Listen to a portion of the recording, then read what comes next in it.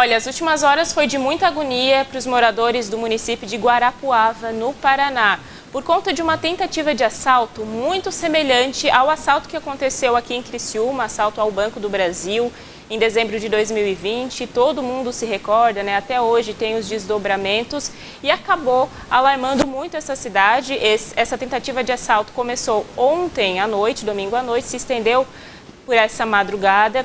Eu estou aqui por videochamada com o Kleber Moleta, ele é colega, jornalista da Rádio Cultura FM. Vai falar um pouquinho para a gente como é que está a situação lá na cidade, porque além de o Kleber ser jornalista, ele também mora perto do batalhão da Polícia Militar, que acabou sendo também alvejada, né? Também teve um intempérie ali, porque os criminosos colocaram um fogo no veículo que fica bem em frente ao batalhão. Então, toda essa situação muito semelhante ao que aconteceu aqui no assalto ao Banco do Brasil em Criciúma. Kleber, primeiramente, eu agradeço pela disponibilidade de conversar aqui com a gente. Você está acompanhando essa questão do assalto desde ontem à noite, né? Como é que está a situação na cidade agora?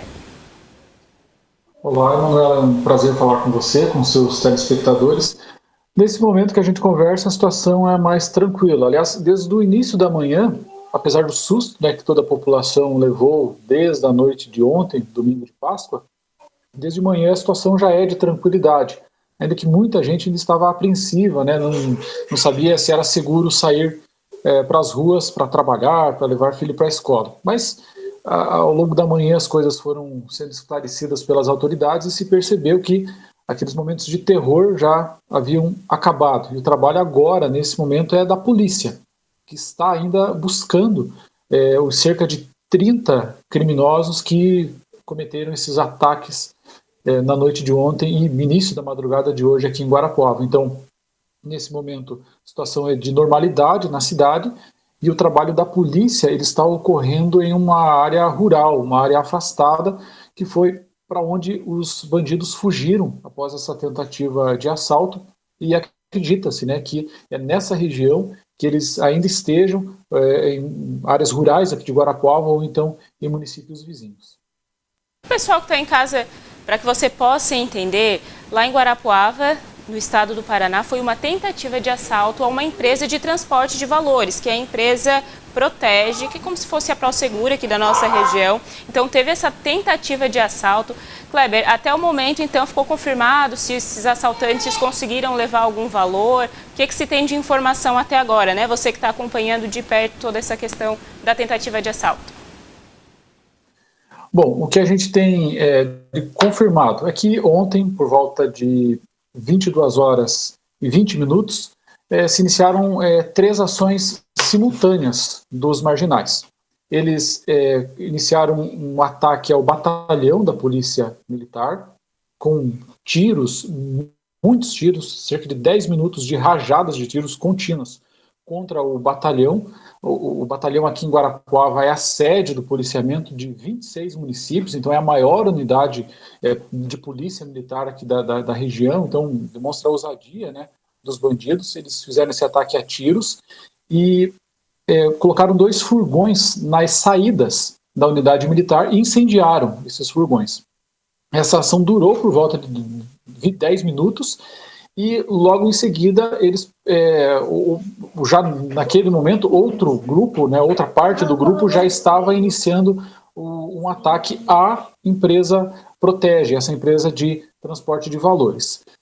No mesmo instante, ou seja, simultaneamente, já ocorria um ataque na rodovia, a principal rodovia de acesso aqui a Guarapuava. Guarapuava está bem no meio, né, do mapa do estado do Paraná, região central, e a principal rodovia de acesso à capital e às cidades maiores do estado, onde possivelmente onde viria um reforço policial, essa rodovia BR-277 foi bloqueada por um caminhão que também foi incendiado. Então, essas 3 ações ocorreram simultaneamente.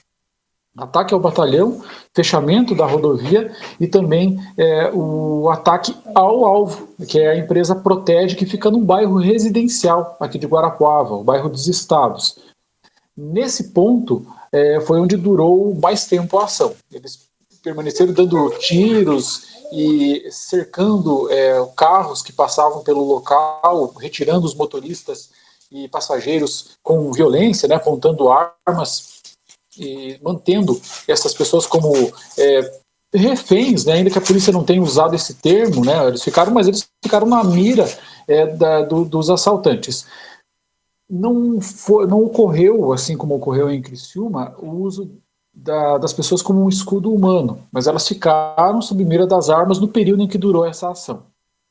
Entre 22h20 e por volta de 00h30, os marginais tentaram entrar nessa empresa, a Protege, que é a principal empresa, aliás, a única empresa, na verdade, de distribuição de valores, de transporte de valores aqui da região. Então, ali fica concentrado um grande cofre, onde é distribuído a boa parte do dinheiro de todas as agências bancárias de uma região, que a gente estima, ainda que a empresa não tenha confirmado, cerca de 500 mil pessoas. Então, ali é realmente um alvo, ali realmente foi o alvo dos bandidos que não conseguiram entrar nessa empresa, mesmo depois de 1h30, pelo menos, né, de tentativa. E depois dessa tentativa frustrada, segundo a polícia, eles não conseguiram entrar na empresa, eles saíram em fuga pela região norte da cidade, que é uma região onde há muitas lavouras, grandes fazendas, né, de monocultura, principalmente de soja, e por essas estradas rurais eles empreenderam fuga. Segundo a polícia militar, foi nesse ponto em que ocorreram os confrontos entre policiais militares e os assaltantes. O secretário de Segurança Pública aqui do Paraná, o coronel Rômulo Marinho, disse que essa foi uma estratégia. Segundo ele, a polícia tinha efetivo, mas preferiu não fazer um enfrentamento armado na área urbana da cidade, justamente para evitar riscos maiores à população civil. E esse enfrentamento ocorreu, então, na área urbana. A informação que foi confirmada pela polícia aqui: cerca de 30 assaltantes fugiram em 8 carros, e 6 desses carros ficaram pelo caminho. Pelo menos um deles foi abandonado pelos bandidos. Outros 5, a polícia diz ter atingido os pneus de alguns deles, o que imobilizou esses carros, e pelo menos um deles capotou nessa estrada rural. Mesmo assim, os bandidos que estavam nesses carros conseguiram fugir. Aí não se sabe se pelas matas. Há também a possibilidade de que carros de apoio estavam circulando pela região e ajudaram nessa fuga. E agora esse é o trabalho da polícia, é tentar localizar esses bandidos. No momento, ninguém foi preso. Até esse momento que a gente conversa, final, né, da tarde de segunda-feira, ninguém foi preso, e a polícia também não deu detalhes sobre os possíveis feridos nesse confronto. Só disse que possivelmente alguns desses bandidos tenham se ferido nesse confronto que a polícia fez, segundo as autoridades, né, de segurança pública, um confronto que foi planejado. Eles fizeram um cerco no perímetro maior, mais distante da área urbana, justamente para proteger, né, os moradores da área urbana da cidade, que se o confronto ocorresse nessa área alvo do assalto, realmente é uma área cercado de casas, de prédios, de apartamentos residenciais, então o risco seria ainda maior. Então, segundo a polícia, foi uma estratégia fazer esse cerco em uma área afastada.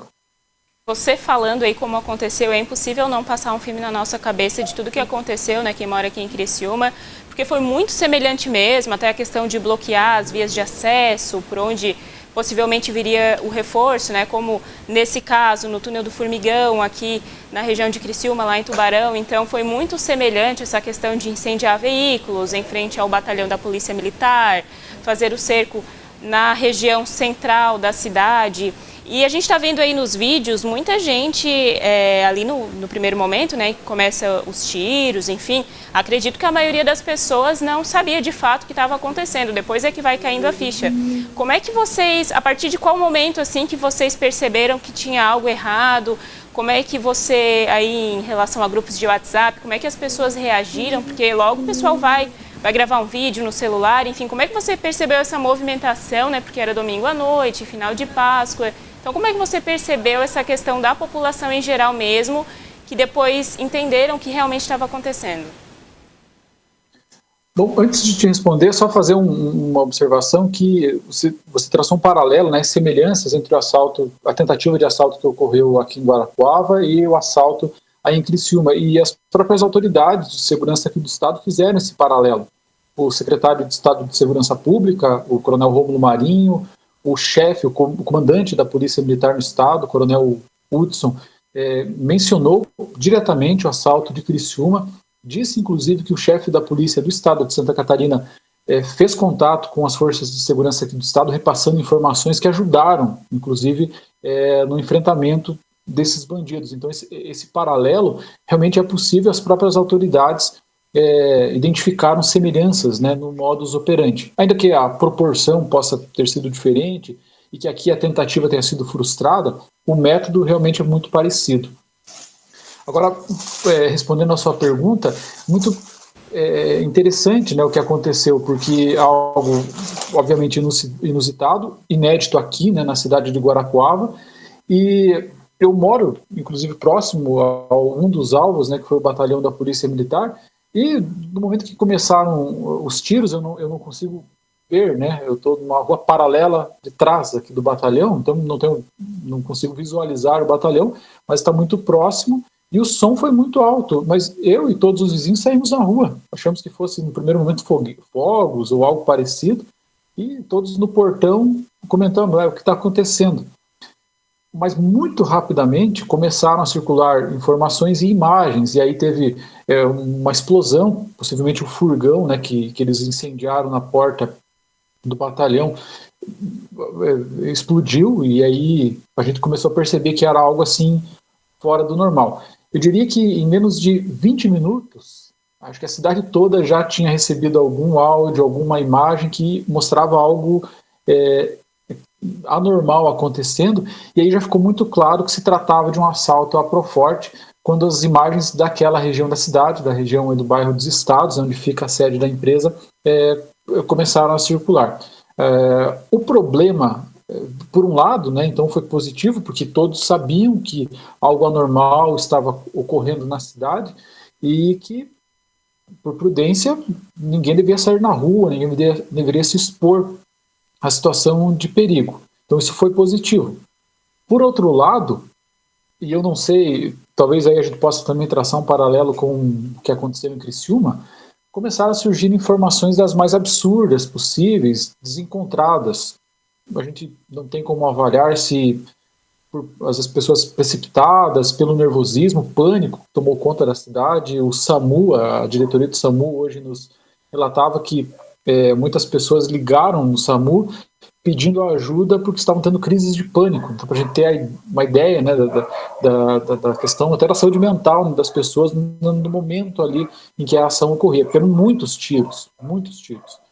Então, muita gente, talvez precipitada, acabava deduzindo de forma equivocada e circulando, né, publicando em grupos de WhatsApp, principalmente, informações equivocadas.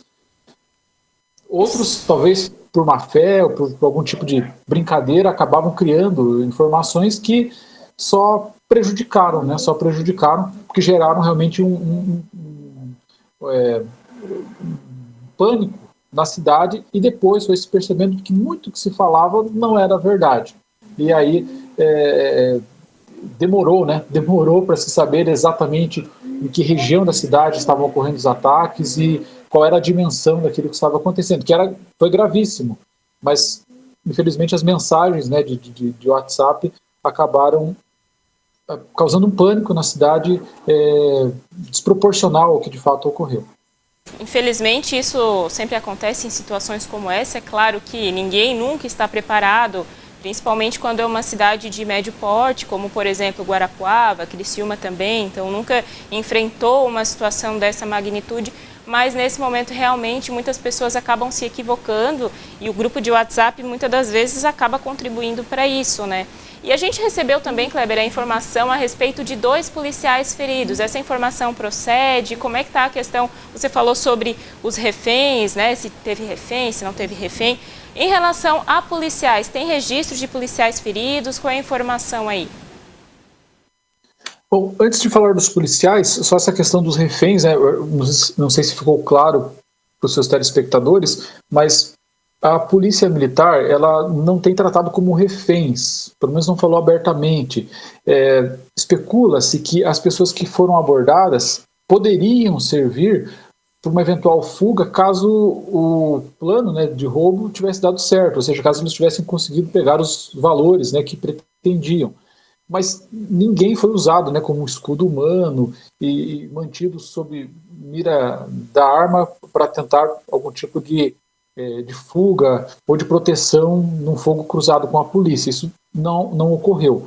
Mesmo assim, uma pessoa, um civil, né, ele acabou levando um tiro, mas foi um tiro no braço, sem maior gravidade, ele foi atendido já na noite de ontem, não corre nenhum risco. Então, uma pessoa, um civil, que a informação que foi repassada pela polícia era um motoboy, estava trabalhando, acabou tendo a infelicidade de trombar com os bandidos e acabou levando esse tiro.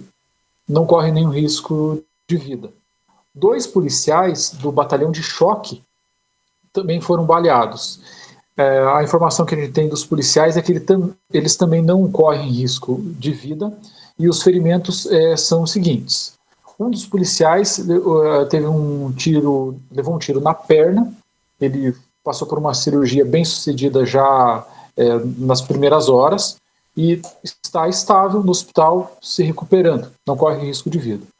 Um segundo policial, um cabo da polícia militar, também do batalhão de choque, ele levou um tiro no rosto, esse tiro atingiu próximo ao olho, né, na bochecha, mas o projétil também atingiu parte do crânio. Então é uma situação um pouco mais delicada. A informação que a gente tem é que ele precisou ir para a UTI, não corre, segundo as informações repassadas hoje pela corporação, não corre um risco de vida, mas está numa situação mais delicada, tem a recuperação ainda, vai ter uma recuperação mais lenta em relação ao seu companheiro que levou esse tiro na perna, mas ambos estão estáveis, recebendo os atendimentos médicos.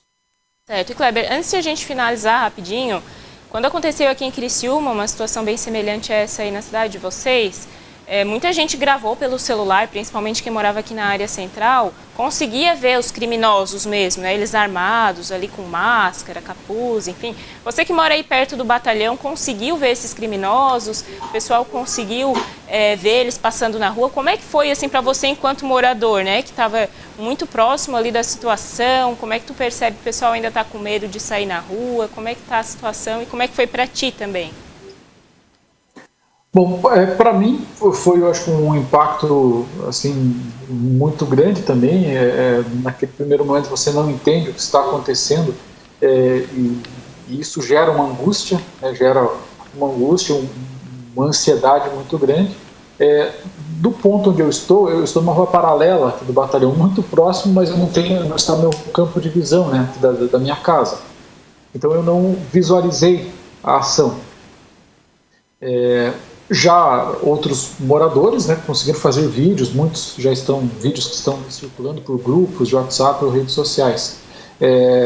A percepção que eu tive hoje pela manhã era de muito medo, né? Eu trabalho numa emissora de rádio, e o rádio tem essa característica do contato muito próximo com os ouvintes. Então, as mensagens que chegavam, a interação que a gente teve com os ouvintes era a seguinte: é seguro sair de casa? Qual a condição agora na cidade? Então a gente trabalhou muito nesse sentido de tentar circular pela cidade. Eu comecei a circular pela cidade já a partir de 4h30 da manhã, a situação já era de normalidade. Fizemos contato com a Polícia Militar para assegurar qual era a condição, né, de circulação pela cidade. Eles nos passaram a informação de que a situação era segura. E a gente tentou trazer isso para o nosso ouvinte, né? Tentou explicar para ele que a situação já era de normalidade, não havia nenhuma restrição de circulação pela cidade, que aquela ação criminosa já havia se encerrado e a polícia fazia uma operação em outra área, sem nenhum risco aos civis aqui da cidade. Mesmo assim, muita gente ainda muito impactada, né, por tudo que viveu na noite de ontem, muitos não conseguiram dormir, principalmente os que moram próximos, né?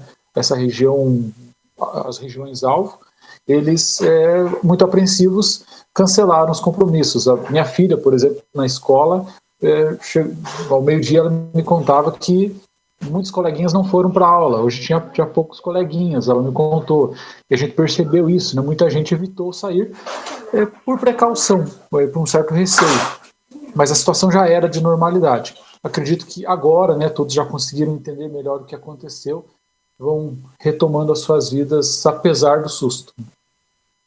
Vai alguns dias até que tudo volte ao normal, né? O pessoal fica assustado. Só fazendo uma comparação aqui entre as duas cidades, porque Criciúma e Guarapuava são considerados dois municípios de médio porte. Por exemplo, Guarapuava tem 183 mil habitantes e fica a 256 quilômetros de Curitiba.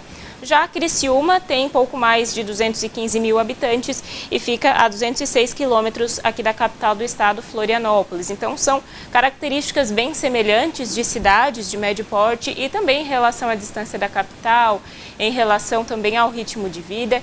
E é claro, né, que ninguém está preparado para isso. Kleber, eu te agradeço pela disponibilidade de conversar aqui com a gente no programa Linha Verdade. A gente sabe que ainda vai mais alguns dias, né, a questão da apuração de informações. Parabenizo a vocês, nossos colegas, sempre levando a informação tão importante, principalmente nesse tipo de situação. Imagina, é um prazer poder conversar com você, com seus telespectadores.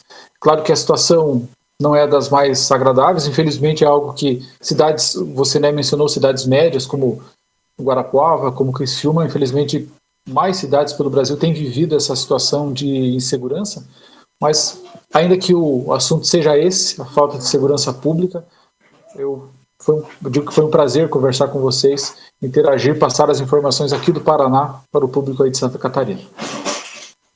Kleber, muito obrigada mais uma vez, bom trabalho aí para vocês. Esse foi o Kleber Moleta, ele que é jornalista da Rádio Cultura FM, lá do Paraná, cidade de Guarapuava, conversando com a gente, passando essas primeiras informações em relação a uma tentativa de assalto que aconteceu na noite de ontem, se estendeu na madrugada de domingo, e o que relaciona essas duas cidades é a semelhança muito grande em relação ao assalto que teve no Banco do Brasil aqui em Criciúma em 2020. A gente vai seguir acompanhando as atualizações, a gente traz aqui no programa Linha Verdade.